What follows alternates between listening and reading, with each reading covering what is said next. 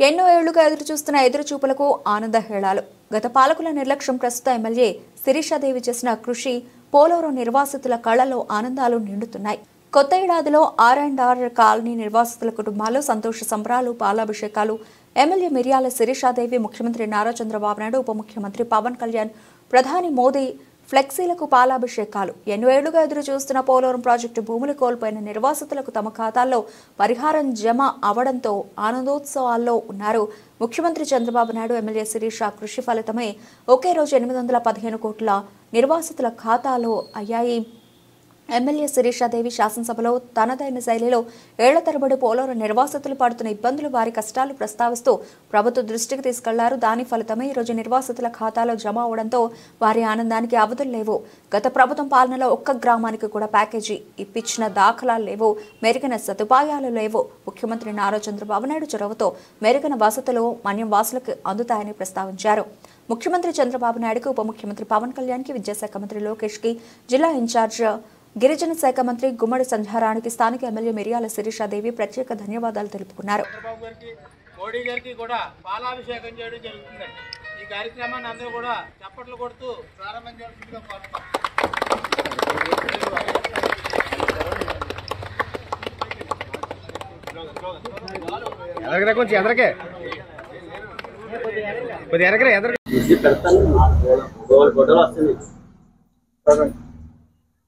మరి ఈరోజు రంపచోడవరం నియోజకవర్గం దేవీపట్నం మండలం ఇందుకూరుపేట తెలుగుదేశం పార్టీ ప్రధాన కార్యాలయంలో తెలుగుదేశం పార్టీ, జనసేన, బీజేపీ ఉమ్మడి నాయకత్వంలో ఇక్కడ మీడియా సమావేశం నిర్వహించడం జరుగుతుందండి.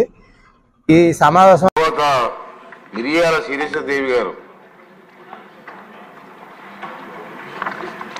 ముందుగా సభాధ్యక్షుల వారికి నమస్కారాలు తెలియజేస్తా ఉన్నానండి.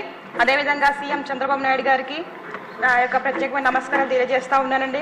ఒక సామాన్య అంగన్వాడీ కార్యకర్తకు ఈరోజు చట్టసభలో అవకాశం ఇచ్చి ఇక్కడ వరకు తీసుకొచ్చినటువంటి చంద్రబాబు నాయుడు గారికి నిజంగా పాదాభివందనాలు తెలియజేసుకుంటున్నా ఉన్నానండి.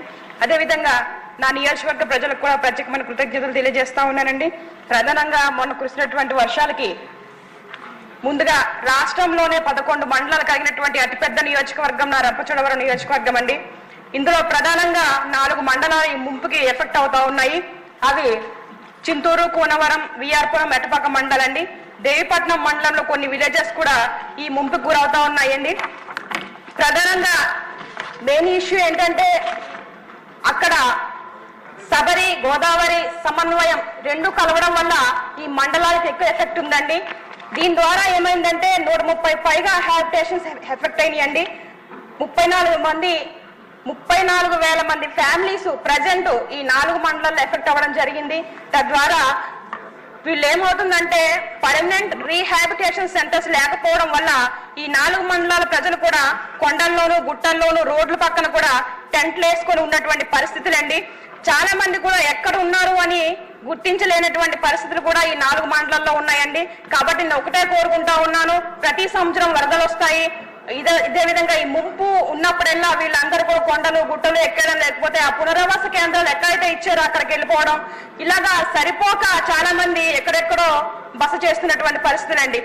అయితే నేను ఒకటే కోరుకుంటా ఉన్నాను, గత 15 సంవత్సరాల నుంచి మా రంపచోడవరం నియోజకవర్గంలో తెలుగుదేశం దూరంగా ఉంది.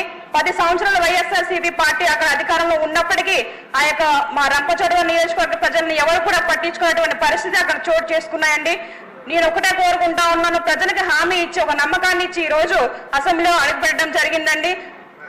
కాబట్టి ప్రజలు ఏ సమస్యలతో అయితే ఇబ్బంది పడతా ఉన్నారో వీళ్ళకి ప్రధానంగా R&R కాలనీస్ వాళ్ళు ఎక్కడైతే కోరుకుంటా ఉన్నారో అక్కడ మౌలిక సదుపాయాలతో కట్టించి వారికి అసురక్షితమైన ప్రాంతాల్లోకి తీసుకువెళ్లాలని, అదేవిధంగా వాళ్ళు R&R ప్యాకేజ్ కూడా వాళ్ళకి వర్తింప చేయాలని, అదేవిధంగా ఎలిజిబుల్ ఎవరైతే ఉన్నారో 18 సంవత్సరాల నుండి ప్రస్తుతానికి ఎలిజిబుల్ అయిన వారికి కూడా ఈ R&R ప్యాకేజ్ వర్తింప చేయాలని వాళ్ళ యొక్క ప్రధానమైన డిమాండ్ అండి.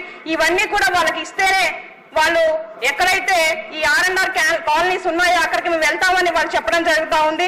కాబట్టి నేను తమరి ద్వారా అధిష్టానానికి ఒకటే కోరుకుంటా ఉన్నాను, కేంద్రం ద్వారా మాట్లాడి ఎవరైతే అర్హులు ఉన్నారో వారందరికీ ఈ ప్యాకేజీలన్నీ ఇప్పించినట్లయితే వాళ్ళు సురక్షితమైన ప్రాంతానికి వాళ్ళు వెళ్ళి వాళ్ళు మంచిగా ఉండడానికి కూడా అవకాశం ఉంటుందండి. దయచేసి అధ్యక్షుల వారు, అదేవిధంగా అధిష్టానం వారు కూడా నా పోలవరం ప్రజలు ఎలా ఫీల్ అవుతా ఉన్నారంటే ఈ 4 ప్రజలు ఈ పోలవరం మాకు వరమా శాపమా అనే విధంగా ఫీల్ అవుతా ఉన్నారు. కాబట్టి ఈ ప్రతి సంవత్సరం ఉన్నటువంటి నరకం నుంచి నా ప్రజలను బయటపడించాలని, వాళ్ళకి ఏవైతే రావాల్సినాయో అవన్నీ కూడా ఇప్పించాలని మనస్ఫూర్తిగా కోరుకుంటా ఉన్నాను అధ్యక్ష. అంతేకాదు ప్రధానంగా ఈ వర్షాలు పడతా ఉంటే రోడ్డు పక్కన కొండల్లో ఉన్న వాళ్ళకి కనీసం మస్కిటో నెట్స్ కూడా అందించలేనటువంటి పరిస్థితి ఈ రోజు ఐటీడీలో మేము కనుక్కోవడం జరిగిందండి. ఎప్పుడో 2018లో మన ప్రభుత్వం ఉన్నప్పుడు ఆ దోమతెరలు ఇవ్వడం జరిగింది. అప్పటి నుంచి వాళ్ళకి ఇవి లేవు.